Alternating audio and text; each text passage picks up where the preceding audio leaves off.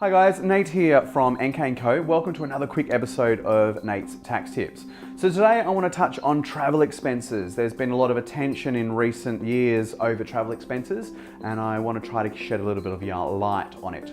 So the biggest misconception that arises around travel expenses is that people think they can claim a daily allowance because they've traveled for work. And in most environments that is not the case. Travel expenses are something that you have when you travel for work.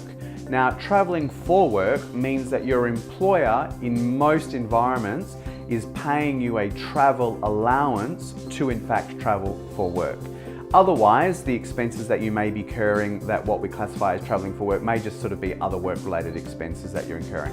So if you're receiving an allowance for traveling, then traveling expenses can be associated. And there are some environments where you can claim a reasonable amount, but as a general rule, keep all of your receipts, create a travel diary if you're traveling for more than sort of 5-6 days at a time, and you need to record what you're traveling for, where you're going, who you're meeting with, and what your associated expenses are. And where possible, keep those receipts. Keep in mind, if you receive a reimbursement from your employer for any expenses that you've got, you can't then claim those expenses because effectively your employer's paid for them. If you were to claim those expenses, then you'd need to declare that reimbursement from your employer. So go by what's on your PAYG summary.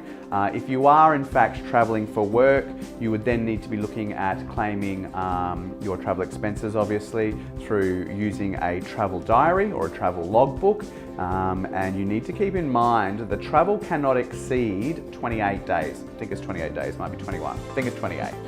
If it exceeds 28, then in most environments, it will be considered a temporary relocation and therefore would not be a deductible travel experience. So traveling for work, if you are, speak to your employer about possibly setting up travel allowances and look at the amount of time that you're away and how long that is, because you might be temporarily relocating, which would mean it's not a deductible expense. It'd be considered personal or private in nature.